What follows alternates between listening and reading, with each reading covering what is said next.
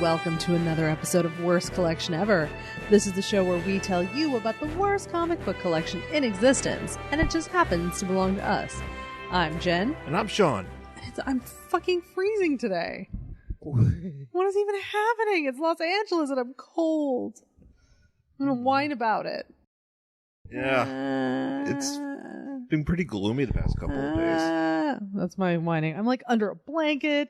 I got a jacket on. I mean, it's like 60 and I'm freezing. Maybe it's a little bit chill colder than that. I don't know. It's weird out now right now. It's kind of gloomy and... Well, we're getting into June gloom, which is a thing. It means... gloom. It's just June, like in the mornings, it's all gray and shit. Yeah. It's kind of depressing. It is. It's really depressing. It's kind of like that, and this is the first time in, I think, ever I've experienced it, but when the time changed, like just the dark, I think it's because I'm home, so I get to like experience the darkness. Oh no. Experience the darkness. And I'm sitting there and it's just like the day just wastes away in front of my eyes. Oh no. I'm just like, oh no, it's over. I say abolish the time change. Yeah. Should not have to do it anymore. I'm over it. Yeah, well, we're in it to win it. Sure.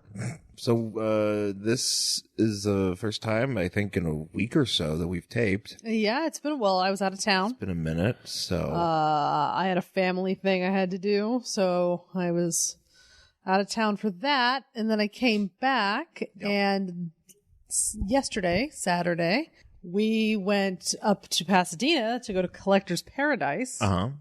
Because they were having like it said a sidewalk sale, but it was an indoor sale. Probably because it was gloomy and rainy. Well, I don't even know if they would even do a sidewalk sale because that place is in a very condensed parking lot. Yeah, it's, so the big thing in Los Angeles is to have oddly shaped strip malls everywhere. Yeah. And to give them the shittiest parking possible and have everybody try to like figure out how to patronize those businesses. Yeah. That's just what LA does, and it fucking sucks. So Collector's Paradise is in one of these like weird strip malls where it's only like 5 stores. Yeah. And then there's a bunch of parking you have to try to squeeze into. Yeah. So thankfully you have a Fiat, so you can park where you need to. And I was able to just squeeze myself into a little spot. But we went in and they had creators there and they had free comics, and I didn't take any of those. No. This is all stuff from Free Comic Day, which I'll talk about. Yeah. And they were like, hey, all of the back issues, which they always have, and they're right below the brand new issues on the floor. Mm-hmm. And they're like, they're 50 cents, but they're on the floor. And you have to fight everybody. And it's really cramped in there, so people are like squeezing by you and stepping over you and shit. Yeah. And also, they're all along the wall, so where the creators were was like a whole shit ton of them that nobody could get to. The minute I saw that, I was like, no. Sean took one for the team. Well, of course I did. I walked around and looked at other stuff. Because the stuff that I could get myself in the back ones. I picked up a few Guy Gardners that I needed. I found a world. It's a multiverse Marvel kind of deal. So there's that with Adam Warlock involved, and Rune. We'll probably do that for the show at some point.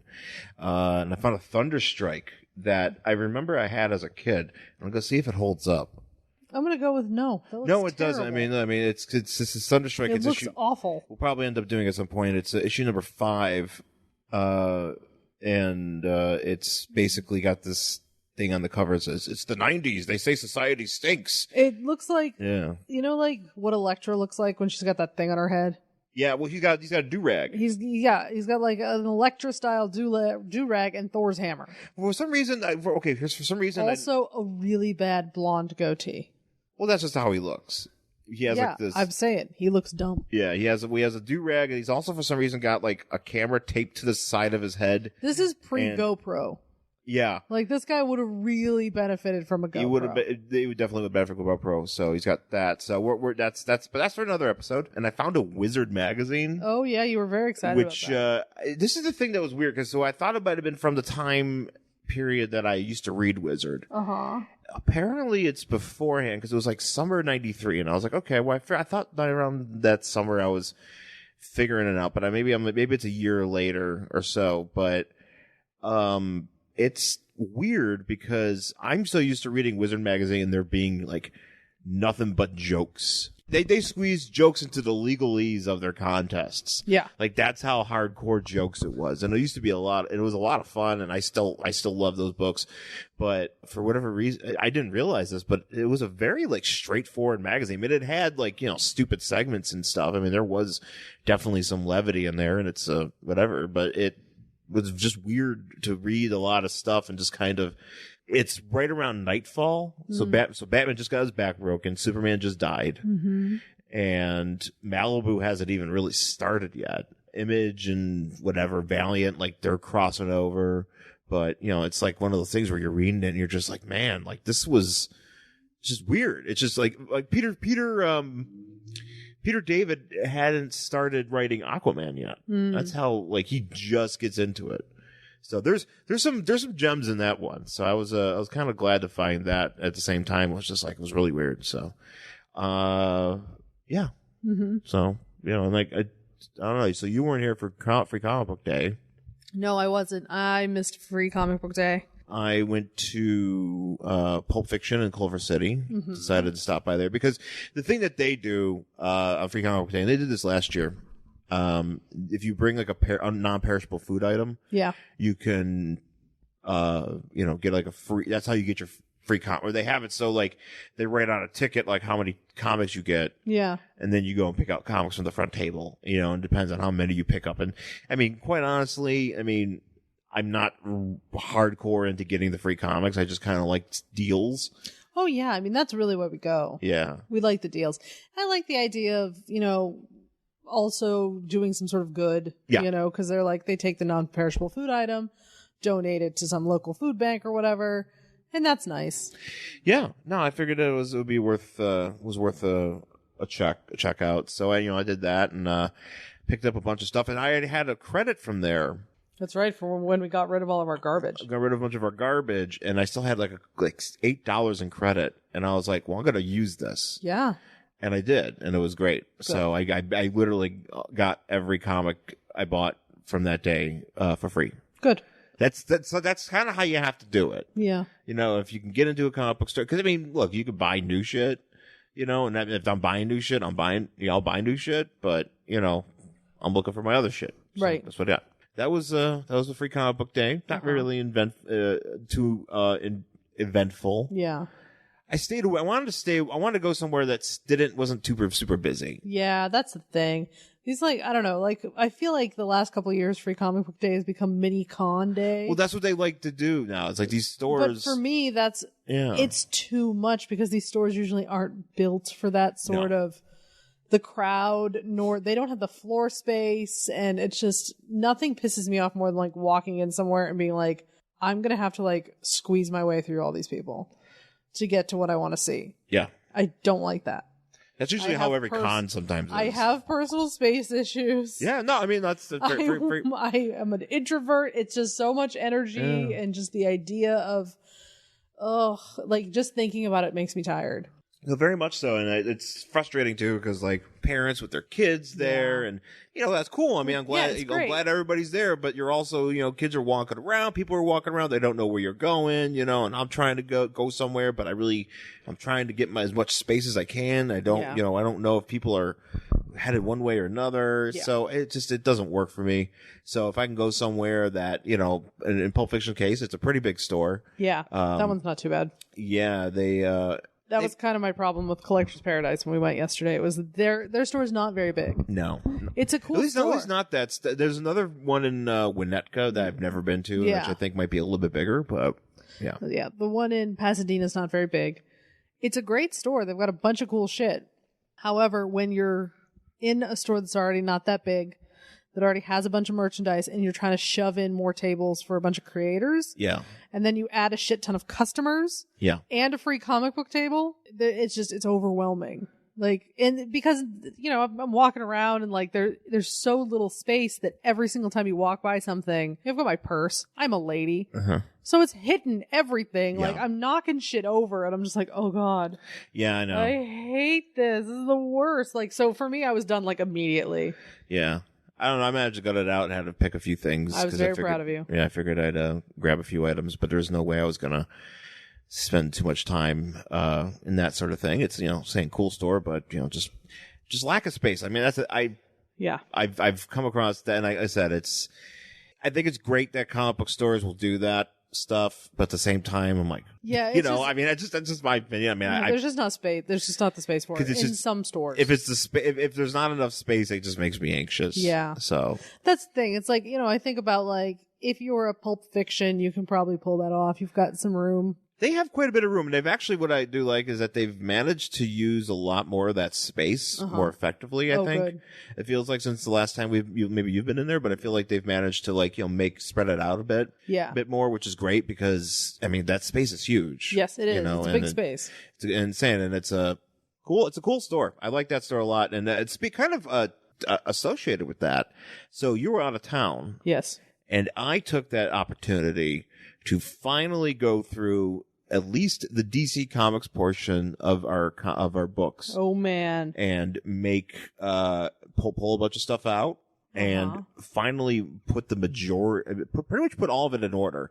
There's stuff that's outstanding that that's recent that we purchased that needs to be integrated into the boxes, but I managed to put all those stuff in order. Neat. And I was very proud of myself. I did that. I had like all of it out here in front of me in the living room, and I had my 1998 WCW on, and I'm just sitting there just ordering putting stuff together and putting stuff in bags, just making sure everything's taken care of. So it's a tall order. It's definitely a tall order, and I still have to do that with the Marvel comics, and that I'm not necessarily looking forward to either, but I'm gonna have to do it. But and I pulled out a bunch of stuff, so we got a lot more to get rid of. Yeah, I pulled a bunch of Batmans.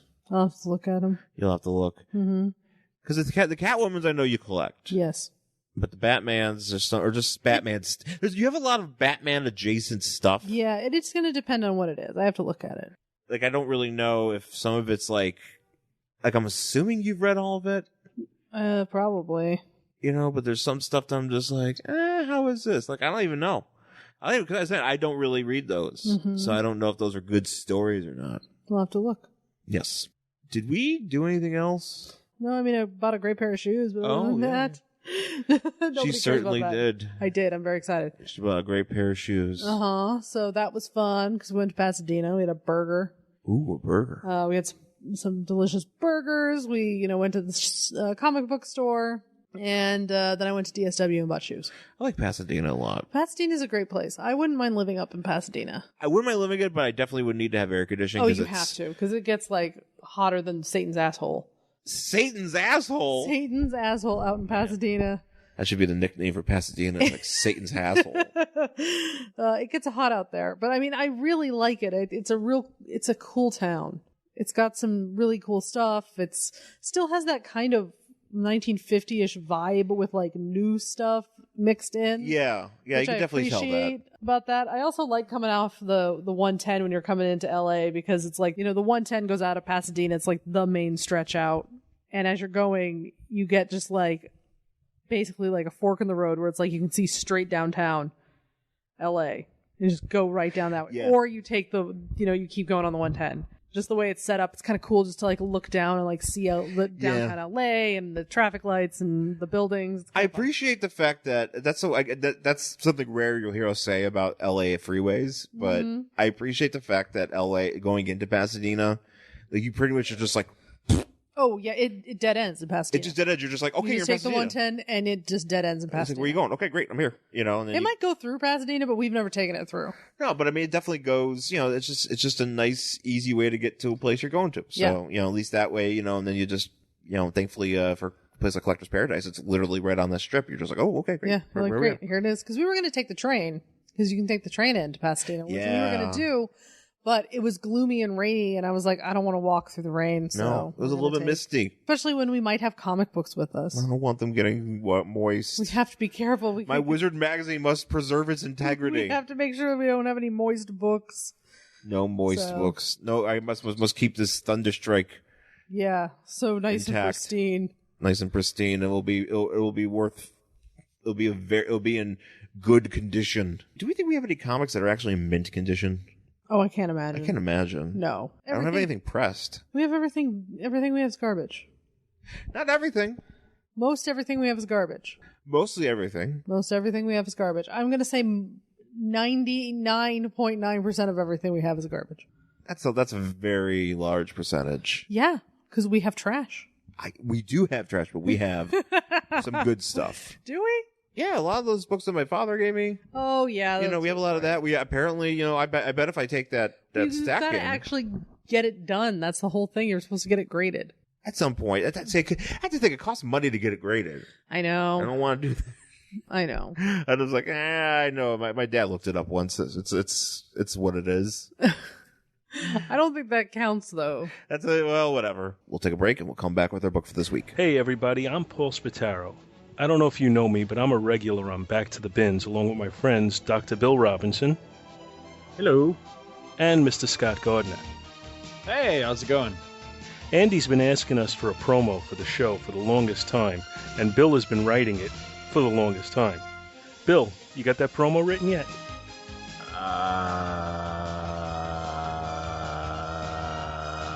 Okay, so, anyway, what we do is we review 3 comic books. We try to do it every week. Usually it's a Marvel, a DC, and a Captain Canuck book for Scott. So, tune in every week to Back to the Bins to listen to our show. You can find us at twotruefreaks.com. All right, we're back here in Worst Collection Ever with our book for this week. It is William Shatner's TekWorld. Mm-hmm. From Marvel Comics, or more specifically Epic Comics. Yes. From September 1992. This is issue number 1. Sorry, William Shatner's TekWorld number 1. Yeah.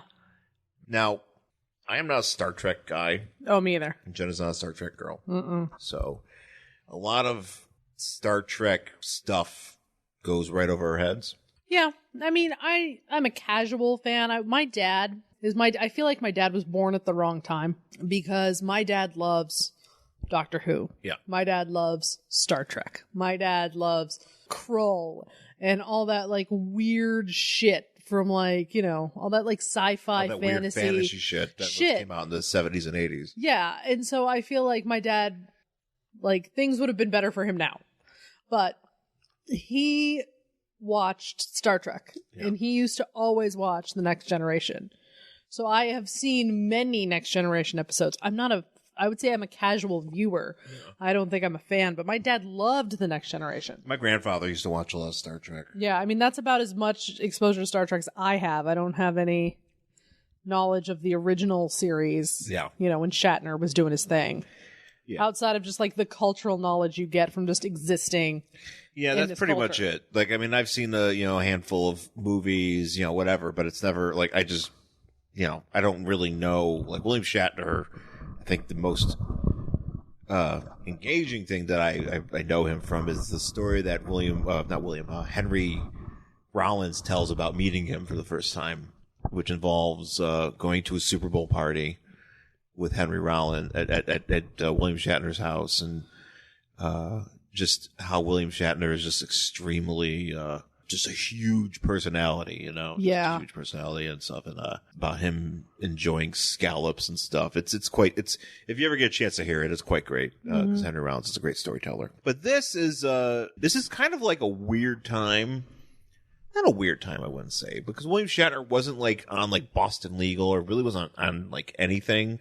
No, this is kind of like, I would say this is before the resurgence. Yeah. Of his career. Yeah, because like he was, because it's post Star Trek, so it's the early 90s. So William Shatner, he's doing stuff. He's got stuff he's done, like he's done the Star Trek movies. Right. I think by this time though, yeah, because Discover, like Generations was coming up. I think that was 94, but like, there wasn't really any Star Trek stuff that he was involved with. I mean, at least as far as I can recall.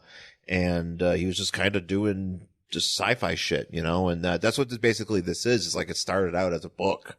Yeah. Like these TekWorld books, and it ended up being a show on USA. Yeah. And when it came out, it was like cross promoted on like Raw. Oh, okay. So like at one point, that's right, because Raw was on USA. Raw was on USA, and sometimes the show would. I think the show was probably like definitely wasn't on Monday nights, but no, but they wanted to catch those Highlander viewers. Yeah, turning on there at the very end, waiting to see. Yeah, because this is before USA was nothing but SVU too. Yeah. Like this was back when you would like get like a lot of Murder, She Wrote. Shit, I remember turning the channel to make sure I caught the Highlander. Yeah, Highlander was the up Highlander on there. TV show. You're watching a lot of Highlander. You're watching. I definitely watched that. Duncan MacLeod of the Clan MacLeod. Yeah, I watched it. There was also USA had some really weird, just random shows, like a lot of random single camera shows that they would do. Mm-hmm. And like Weird Science, obviously. That was the thing they made. They had just a lot of random ass shows. I remember there being a Swamp Thing show. I do vaguely remember a Swamp I've never Thing watched show. it, but it was kind of based on. Wasn't it very few episodes? There wasn't a lot, no. Yeah. And it's something that I've actually I've had in my hand because the entire series is on DVD, and I've had it in my hand, and I've never bought it, but I've always wanted to go back and watch it. I don't know if it's very good. Oh, I can't imagine. I don't know if it's anything like the movies, which that's another one. Like I had I don't know if I still do. I probably don't have it anymore. The original Swamp Thing, which is actually pretty good. I've always wanted to go back and watch Return of Swamp Thing. Anyways, this is not Swamp Thing. This is this is not Swamp Thing. He showed up on like Raw once to like promote this, and like Jerry Lawler got in his face and he beat up Jerry Lawler or something. Sure. Or he did something to Jerry Lawler, and so that meant that Jerry Lawler got to. So William Shatner inducted Jerry Lawler into the Hall of Fame because of that particular instance. Have they inducted William Shatner into the Hall of Fame yet?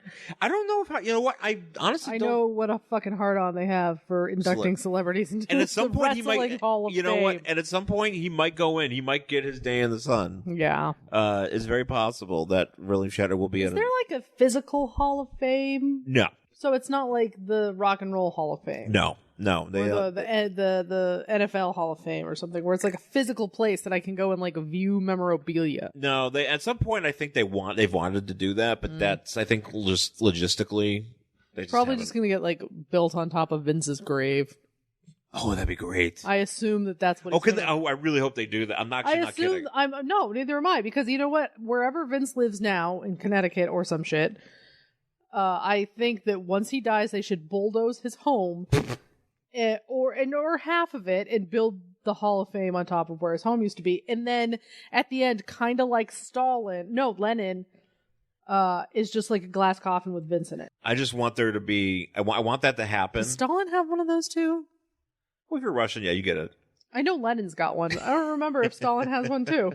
I think it was just Lenin. Yeah. It might just be Lenin. But here's a glass coffin. Yeah, so Vince is like, give me a glass coffin. But I mean, like, seriously, shouldn't there be like a monument to fucking Vince? Or is he gonna be one of those guys who's like, in my will, I have to attend every board meeting, so it's gonna be like a skeleton that they like wheel out like once a year? Oh man, because there's shit like that in people's wills. I know, and that's why I'm not doubting it. Like, I'm really looking forward to... okay. I'm looking forward to his death. See, now I feel bad because I meant it. I know what you mean. I know.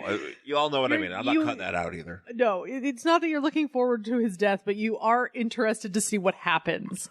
Because I'm sure there's some weird shit in his will. Yeah. But, so anyways... I must be covered in well-done steak. Put in a steak wrap. But just cut out the face part of my face and just have it out there, and I'll just like steak wrap. It'll have to be at every board meeting.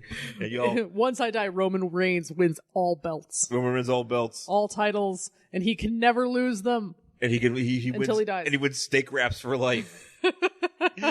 to Roman Reigns, I leave eternal steak wrap. Oh shit! What if Vince is gonna Covered in ketchup. What if Vince is gonna try to do a Get Out on Roman Reigns? What? Yeah, he's gonna be like, when I die, replace put my brain inside of Roman Reigns.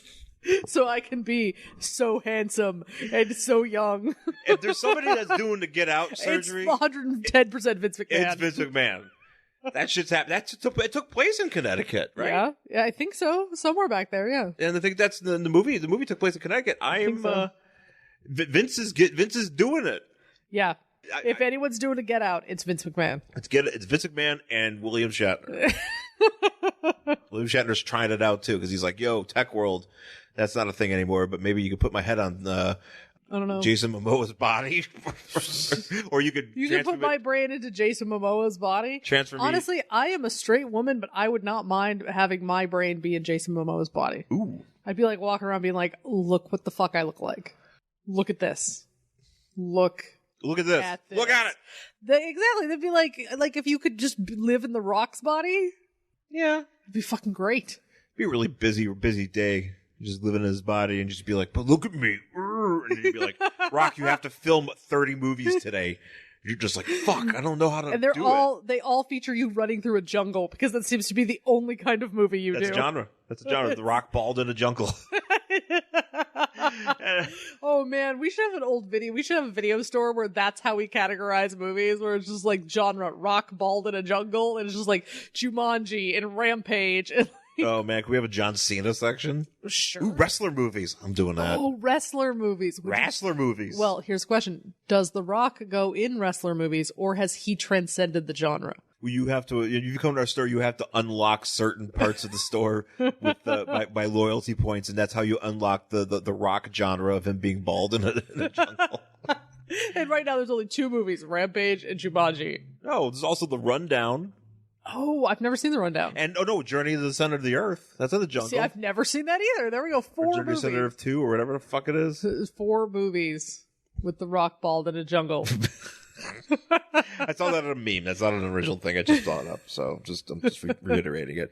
Anyways, yeah. So this was promoted on Raw a few times. So it was TekWar. I think it was TekWar. The show was called TekWar, but this is TekWorld, and it's on Epic Comics, which is the Marvel imprint. Yeah. When they want fancy imprint. I mean, it was. I mean, there's some stuff in there that obviously was, well regarded. It's their more literary imprint. Well, not only that, it's just more like it's their more adult imprint. It's just stuff that they want to produce, but they don't want to stick it under a Marvel banner. So like Gru the Wanderer, with Sergio Aragones, whatever his name is. That Mad magazine artist. That was a book that was there. They would do like manga. So there's a lot of stuff that I think ElfQuest. Oh, okay. Yeah, so just a lot. Or maybe think of a different thing. There's something with elves. Epic Comics was that, and this is like I feel like it's towards the end of it. I don't know. Maybe I don't really know much about Epic Comics other than it existed. TekWorld was on there, so here we go. On the cover, it's a drawing of. Now the character's name is Jake Cardigan. I do have to say I can't really take that seriously. No, it's a stupid name. Because I often wear cardigan sweaters and talk about the most boring item of clothing one could have. Yeah. Is a cardigan. Yeah, it's a pretty. It's pretty fucking boring. Just gonna put that out there. So he says Cardigan is fighting 2 wars. One is against himself. Is the other against moths? It's against the Dewey Decimal System, since only librarians wear fucking cardigans. And me. Oh, is he fighting a war against you? Yes, he is. The other's against Jen. I'm like, ah! I mean, what's like literally the most boring thing you could possibly think of is like an almost 40-year-old white woman in a cardigan, and that's literally the description of me. I like cardigans. I have a few. I wear them all the time. Very comfortable. Very comfortable.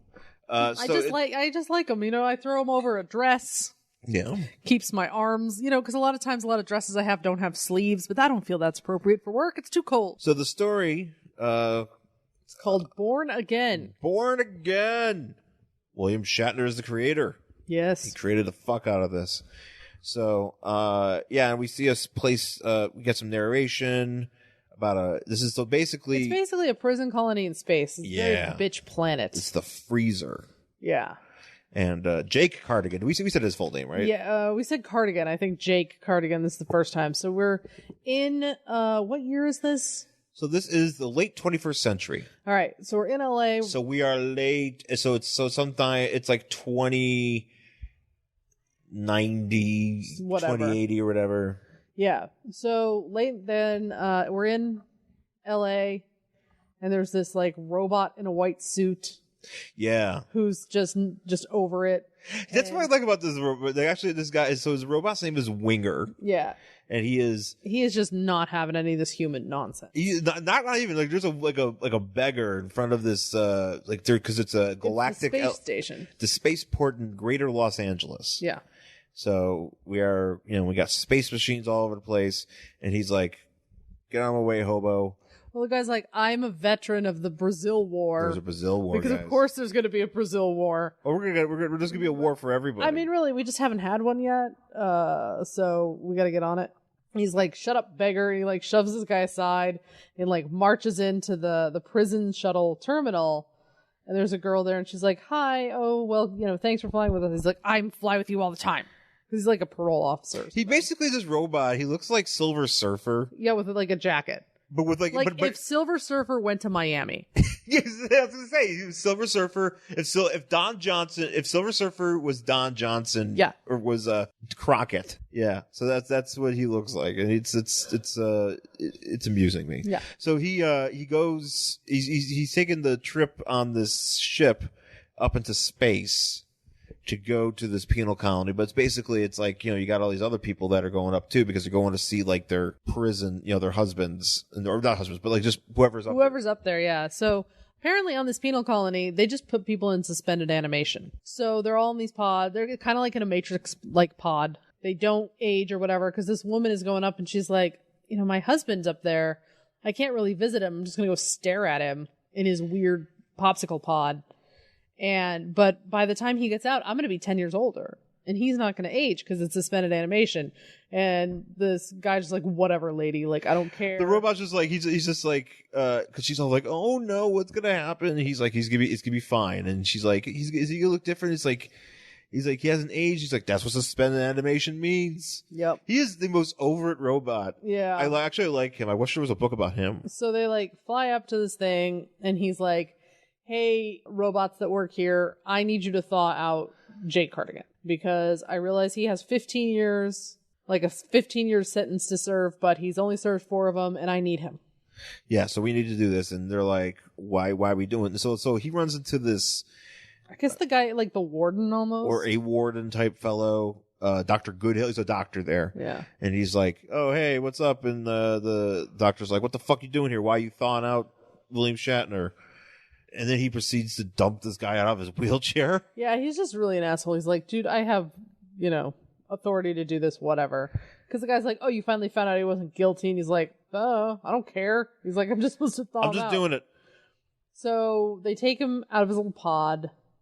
They take him to the resurrection level, which is what they call it. I like that. That's kind of cool. Take me to the resurrection level. And they resurrect. That sounds like a good nu metal band name. Yeah. Resurrection level. And they resurrect a very buff Jake Cardigan. So keep in mind, this is supposed to be William Shatner. Yeah, no, William Shatner's never looked like this. No. Also, at this time, isn't William Shatner like in his late 50s? He's definitely up there. Yeah, no. Yeah, he's definitely up there, but but this character is Jake Cardigan, he's some rugged. Nice rugged body, he's rugged. Look at those man body. Thighs. Yeah, it's one of those like some nice thighs. It's one of those you're completely naked except for this random strap over your dick. Yeah. Things. And he's just like the modesty strap, that's what they call it. He's so rugged. And he's got, like a 5 o'clock shadow and all this sort of shit. And so basically he's like, oh, if I've been, it's been 15 years, huh? And he's like, no, it's been 4. And they're like, he's like, well, I guess there's been some special parole. And he's like, all right, well, fine, give me my gun. But yeah, he's like, your parole allows you to carry a weapon. And you're like, is there any parole that does that? But okay. So he's like, come on, we got to get you down here. I need your help. And he's kind of unsteady, obviously. And the robot is cracking wise. And then we see that Jake Cardigan is a loose cannon, man, because he like points the gun at the robot. Well, the robot's just kind of like, he's like, come on, let's go. And he's like, what the fuck? He's like, I'm going to shoot you, robot.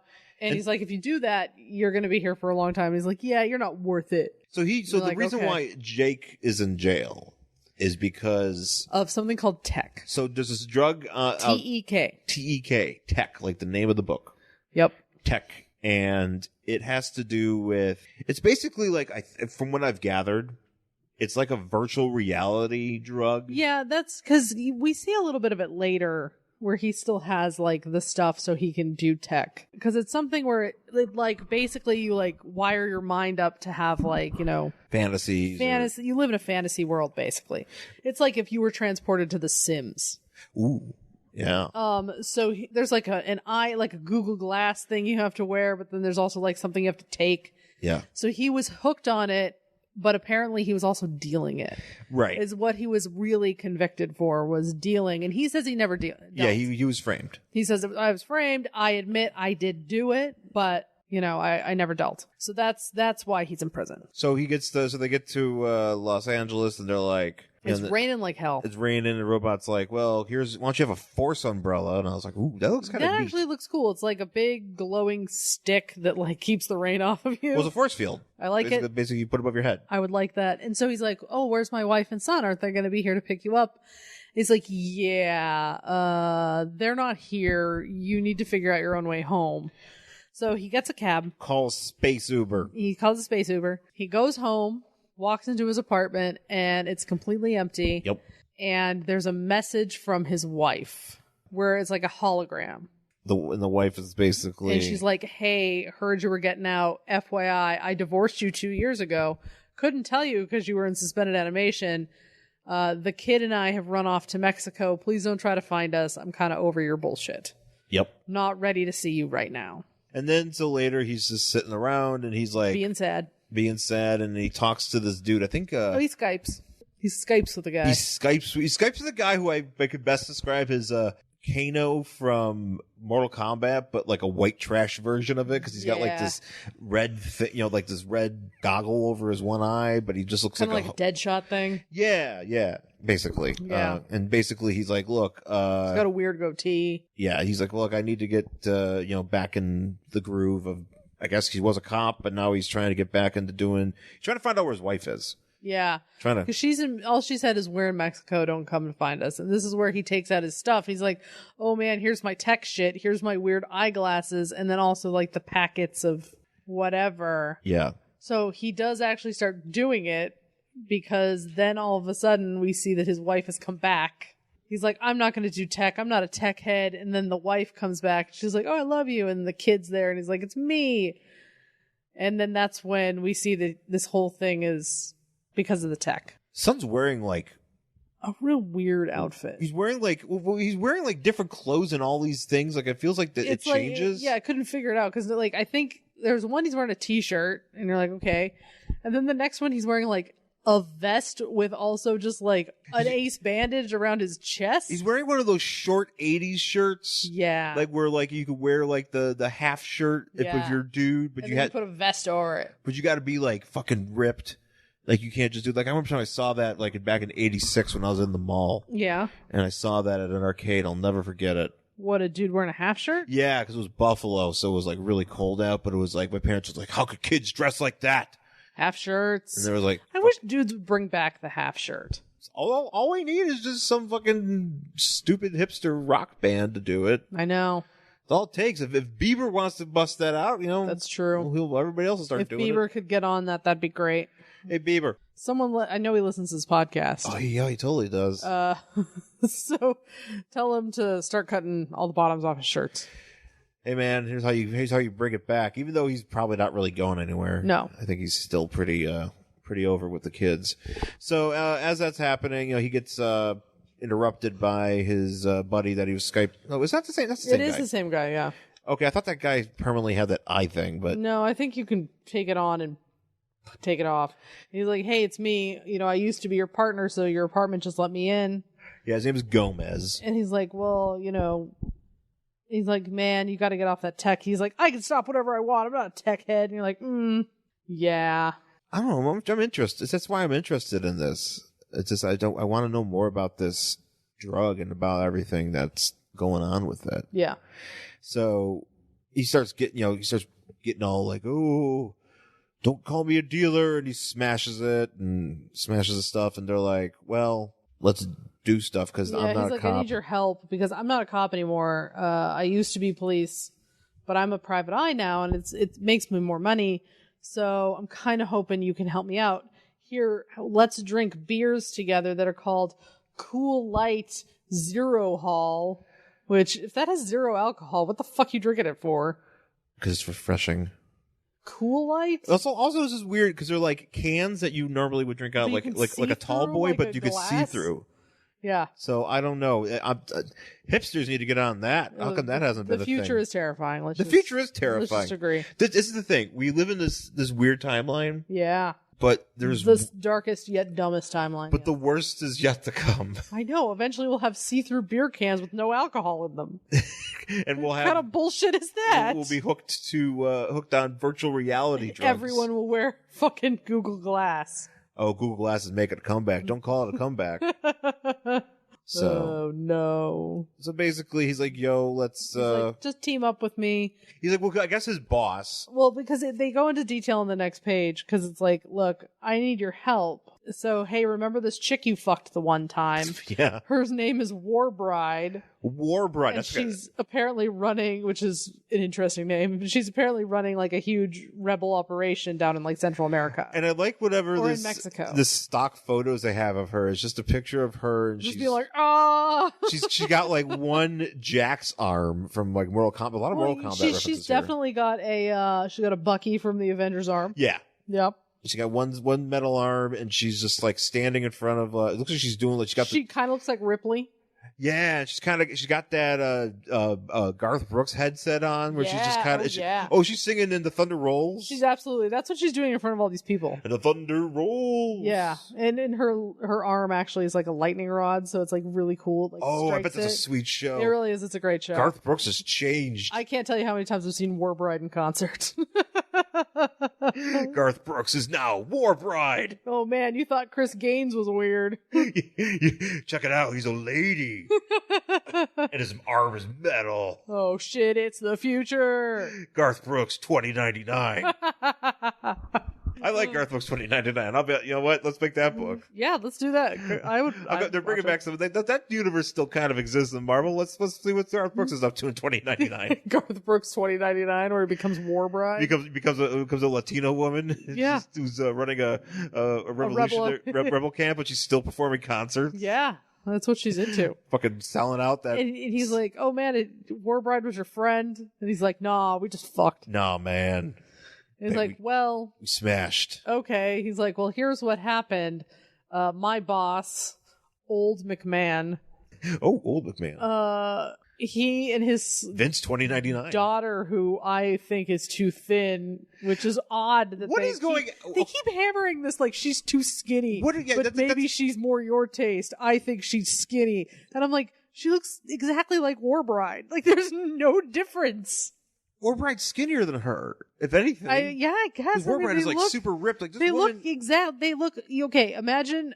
An attractive female comic book character. That's exactly what you're looking at. There's no difference. No, just not even that. Like, I mean, she's just an average woman that they put that's like say, oh, she's friends like Liz. I'm trying to think of her name, Liz Bryant, or just they all have the same body type. There's literally, unless like you're Etta Candy, do you get a different body type? These women all look the fucking same. He's like, man, look at her.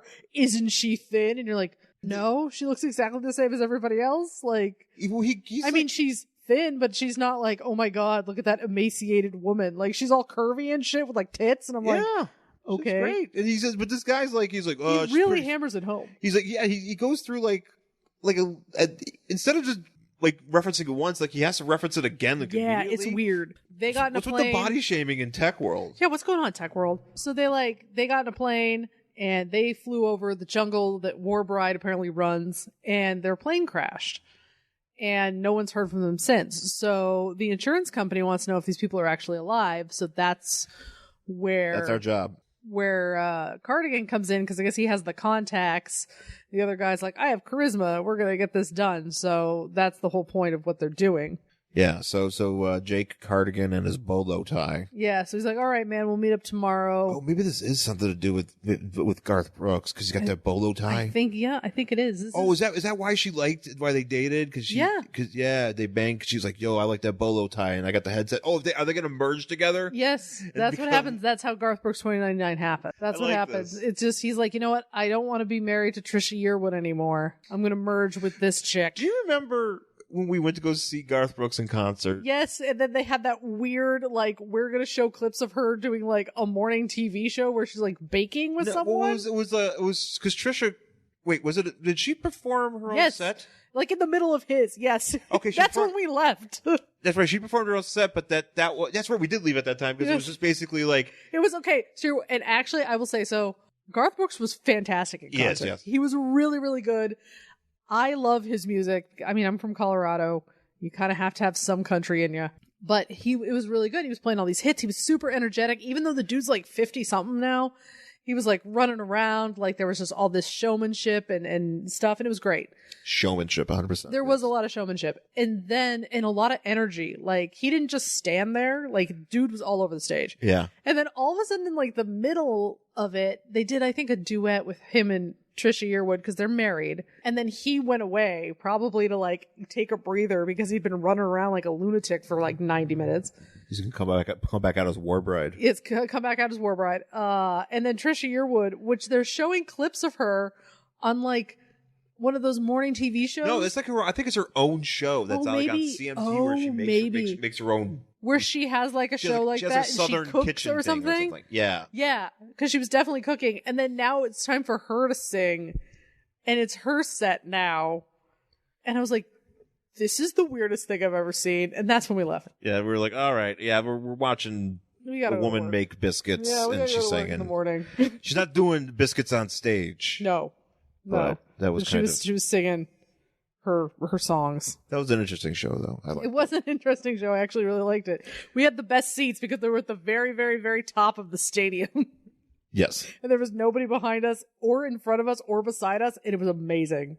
So the next... they have to go find a contact. Yeah. Who's like a doctor or something. So they have a doctor. They're like, okay, this chick, just Hilda Danenberg was our lady we got to meet up with. Oh, we meeting her at home? It's like, no, we're gonna meet her at the boardwalk in the Malibu sector. So they show the picture of her, and it's like, oh, she wants privacy, so we got to go to this place. I was like, oh shit, it's Hillary Clinton. Yeah, she does look like Hillary Clinton. Hillary Clinton 2099. Yeah, so he's like, well, that's a weird place to meet if you want privacy. He's like, you don't know, man. It's changed. Like, the tech heads used to hang out at the Malibu boardwalk, and now no one shows up. And I'm like, something tells me that wouldn't go down in Malibu. They just kick your ass out. I don't know. Maybe everybody got so teched out. Maybe. They were having fantasies. Because that's what he says, like, tech's getting real bad, and because it's like a computer-based drug, like, weird shit's happening to people. What if, like all these people are watching and shit? What if people are doing tech and it's just episodes of Entourage? And they're like, oh shit, I'm Vinny. Everyone's Vinny. Could you imagine that? Like everyone thinks that they're Vinny. Oh god, what if tech is just you're Vinny Chase, and you have to like you and drama have to make sure you get to Jimmy Kimmel in time, and everybody's just like, oh god, my mind is burnt out. Oh yeah. Who's the one who died? Everyone gets to be that guy. Wait, what? What, the Entourage guy who died? Turtle? Turtle didn't die. Didn't the real life Turtle die? Oh, real life Turtle. Yeah, everybody gets to be real life Turtle. Did real life Turtle die? I don't know. Isn't that the running joke? The real life Turtle is dead or whatever. I don't know. I think we're blurring podcast reality. I think we really are. I think that's what's happening. Because that is a We Hate Movies thing. So now we're having a... Now I think it's real. We Hate Movies is real, by the way. Oh, this is a real show. No, I mean like the reality they talk about is real. Oh, okay. Yeah. I appreciate that. Yep. But yeah, so everybody's having a freak out. And so basically it just looks like a deserted version of a pier. Yeah. You know, there's not really... There's a couple like hobos on it, just hanging out. Just a couple guys, like there's me just sitting there over the ledge there, just looking. Yeah. Just having a look. Everybody's just having a look. Yeah. girl out there with a beach ball, everybody, and they're like, oh man, well, use is up 20% for tech and side effects are increasing and you get some scary surprises. Longtime users having seizures and flashbacks. Oh man, flashing back to season 1 of Entourage. The movie, flashing back to when, to drama when he was on Viking Quest or wherever the fuck it was. Victory Quest. So they're like, okay, we gotta go talk to this lady. And they find this lady and she's standing by the tech science pizzeria or whatever. I don't know if she has a clinic here or if she just wanted to hang out by this pizza place. And there's like a guy who's kind of like being like, man, give it to me, man. And he's like, hey, stay away from that lady. I have a question. Yeah. Is his hand a pot or is he just holding a pot? I think his hand is like a Wait, pot. which guy's a pot hand? This hand. This guy here. Who has a pot hand? Oh, that guy's hand is a pot. Yeah. Yeah. So he's like Ash. Instead of a chainsaw, you just have a skillet. Oh, it's vagrant Ash. Yeah, so that's like if Ash decided to be a chef. Oh, you can cook an egg on that pot? Yeah, you know what? Because he's just like, instead of being able to like snap on my chainsaw, I need a skillet. So they just happen to be walking by and they see this woman and they're like, oh, well, she's being harassed by a hobo. And he goes, but that's their contact. That's their contact. So yeah, they're the contact. So Hillary Clinton, they're like, hey, leave Hillary Clinton alone. And they go to walk to her. This is what sold me on the book because as they're about to reach her, the vagrant explodes. Oh yeah. Kaboom. And murders both them, murders everybody except for William Shatner and his buddy. Yeah. So this woman is just exploded. Yeah. Dead. And that's how the book ends. Mm-hmm. That's how the story ends. And it's just like next issue across the board. I'm like, oh, okay. Yep. Fine. Fuck you, That's book. it. That's the end of the book. Yeah, and then we get Fabian Nicieza is the editor. Oh Jesus. He honorary member of the show. Fabian Nicieza. Yeah. Who did reply to us on Twitter. He did. He sure did. We've actually gotten to, by the way, it just reminds me, we did get some new iTunes reviews. Oh, we did? Yeah, we got a few. We got a few of those. Was it like, fuck you guys, you're the worst? No, we got a positive one. People are saying they make me laugh. Oh, that's good. So we appreciate that. Of course, Apple Podcasts, rate and review if you think we deserve it. But yeah, so we get a little. So that's it for the story, and then we get TekWords because the book is the first issue, so there's no letters yet. But right, it's and just a weird headshot of William Shatner just looking like he wants to murder someone. Yeah, he really does. He's just staring. We saw what happened to that woman. Yeah, now he's mad. He's mad. He's mad that he missed his chance to go see Garth Brooks 2099. Yeah, he's pissed. And so, but basically it's just a column that you wrote that he's very excited for the project. His first novel, TekWorld, which came out in 1989. It's already up on its fourth novel, Tech Vengeance. Basically, he just kind of talks about like, yeah, I'm really excited to put this together and we've got all sorts of cool people to work with and comics are a new medium for me, but let's do it. Fuck yeah.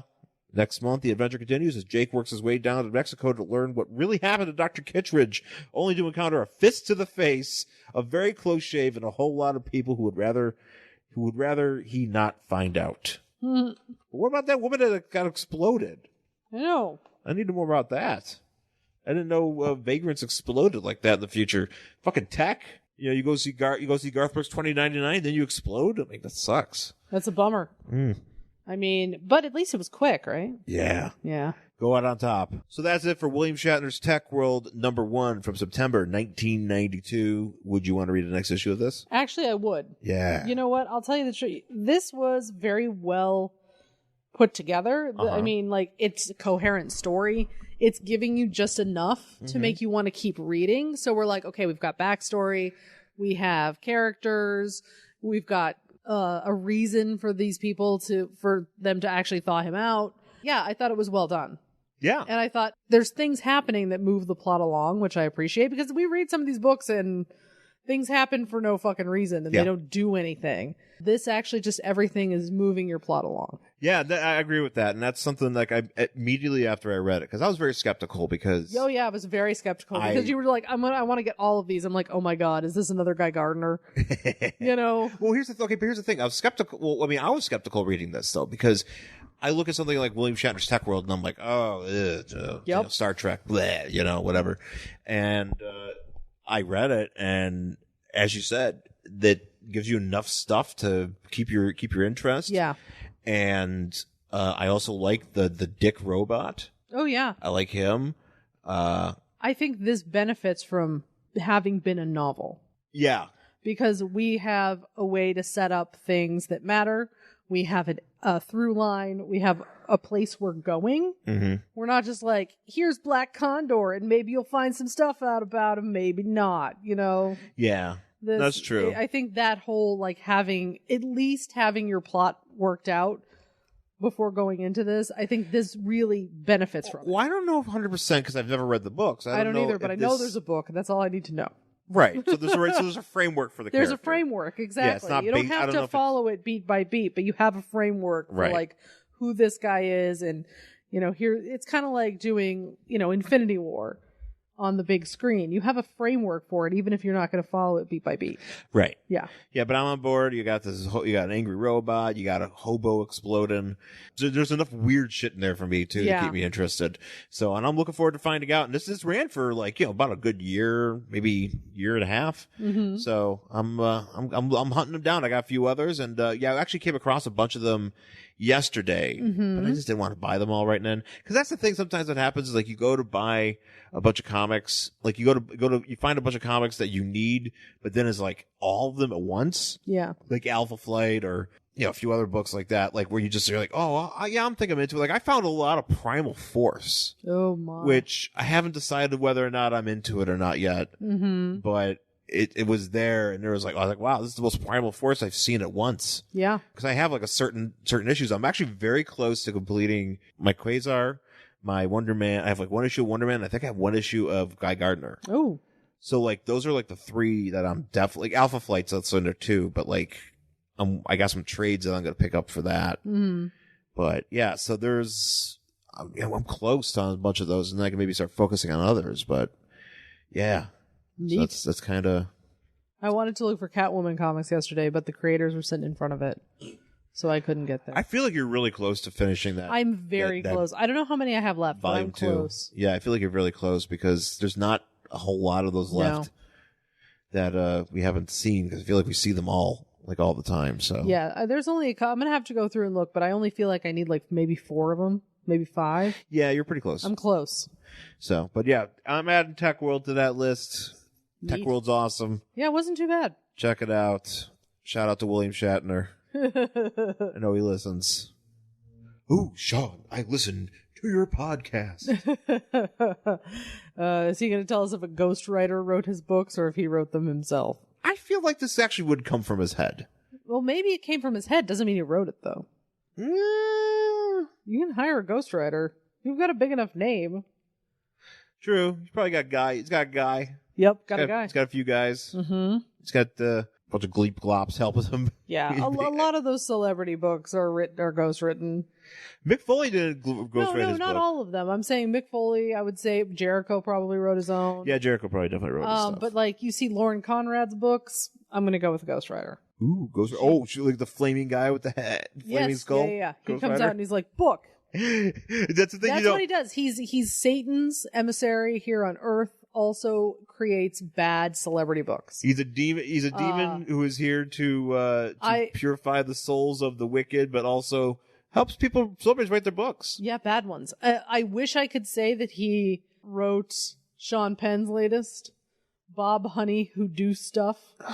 But I know Sean Penn wrote that, and he got a thesaurus for Christmas, and you can just see it. In every word, it's fun. Is that how you shop for Sean Penn? You just buy him a thesaurus. He's like, I'm gonna write a book now. Sean, I learned a new word. It's in this book with all the other words. Oh, great!